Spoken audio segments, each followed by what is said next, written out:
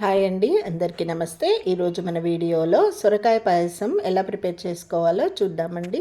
దీన్నే కద్దుకా కీర్ అని కూడా అంటారు. ఈ సొరకాయ పాయసం ఎంతో కమ్మగా రుచిగా ఉంటుందండి. ఇంట్లో ఉన్న వాటితోనే ఎంతో సింపుల్గా ఇంకా ఎంతో టేస్టీగా ఈ పాయసాన్ని చేసుకోవచ్చండి.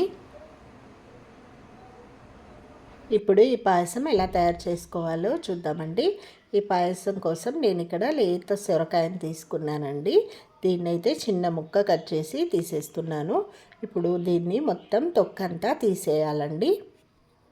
ఇప్పుడు ఈ సొరకాయకి పైన ఉన్న తొక్కనంతా ఇలా తీసేయాలండి. తొక్క మొత్తం తీసిన తర్వాత దీన్ని శుభ్రంగా కడుక్కోవాలి. చూడండి, ఇలా కడిగిన తర్వాత దీన్ని 2 ముక్కలుగా కట్ చేసుకోవాలండి.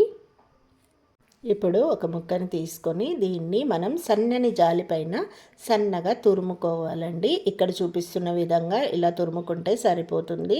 మనం ఎప్పుడు కానీ లోపల గింజలు రాకుండా ఇలా పైన మాత్రమే తురుముకోవాలండి. చూడండి, ఇలా తురుముకుంటే సరిపోతుంది.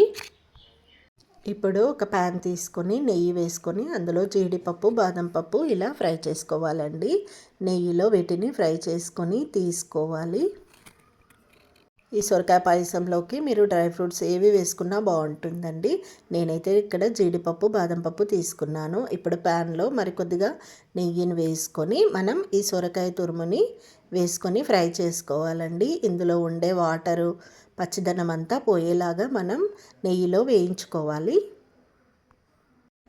ఇలా మధ్య మధ్యలో కలుపుతూ నెయ్యిలో ఈ తురుముని బాగా ఫ్రై చేసుకోవాలండి. ఒక 2 లేదా 3 నిమిషాల పాటు ఇలా బాగా ఫ్రై చేసామంటే మనకి ఈ సొరకాయలో ఉన్న వాటర్ అంతా డ్రై అయిపోతుంది. ఇప్పుడు ఇదంతా చక్కగా వేగిపోయింది చూడండి. ఇప్పుడు దీన్ని తీసి ఒక ప్లేట్లో పెట్టుకుందాము. ఇప్పుడు ఒక ప్యాన్లోకి 3/4 లీటర్ వరకు పాలను తీసుకొని వేడి చేసుకోవాలండి. ఇక్కడ 1 కప్పు వరకు సొరకాయ తురుముకి 3/4 లీటర్ పాలు కరెక్ట్గా సరిపోతాయండి. ఈ పాలు కాచినవే కాబట్టి ఒక పొంగు వచ్చే వరకు మరిగించుకుంటే సరిపోతుంది. ఇప్పుడు పాలు బాగా మరిగిన తర్వాత మనం తురిమి పెట్టుకున్న ఈ సొరకాయ తురుముని ఇందులో వేసుకొని మరొకసారి బాగా మరిగించాలి. సొరకాయ తురుము వేసుకున్న తర్వాత ఇలా బాగా కలుపుతూ కొద్దిగా చిక్కబడే వరకు మరిగించాలి. ఇక్కడ నేను సగ్గుబియ్యం ఏమీ యాడ్ చేయట్లేదండి. ఇందులోకి మనకి రుచికి సరిపడా షుగర్ని యాడ్ చేసుకోవాలి. నేను ఇక్కడ 1 కప్ షుగర్ వేసానండి. దీన్ని ఇప్పుడు బాగా షుగర్ అంతా కరిగే వరకు కలుపుకోవాలి.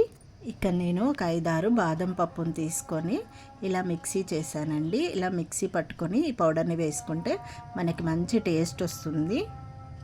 బాదం పౌడర్ వేసి ఒకసారి బాగా కలుపుకున్న తర్వాత నేను ఇక్కడ మిల్క్ మేడ్ తీసుకున్నానండి. మీకు ఆప్షనల్, మిల్క్ మేడ్ కావాలంటే వేసుకోవచ్చు లేదా స్కిప్ చేయొచ్చు.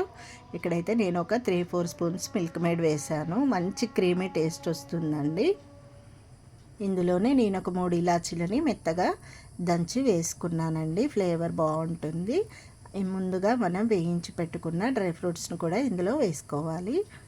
ఈ పాయసంలో డ్రై ఫ్రూట్స్ ఎక్కువగా వేసుకుంటే చాలా బాగుంటుందండి.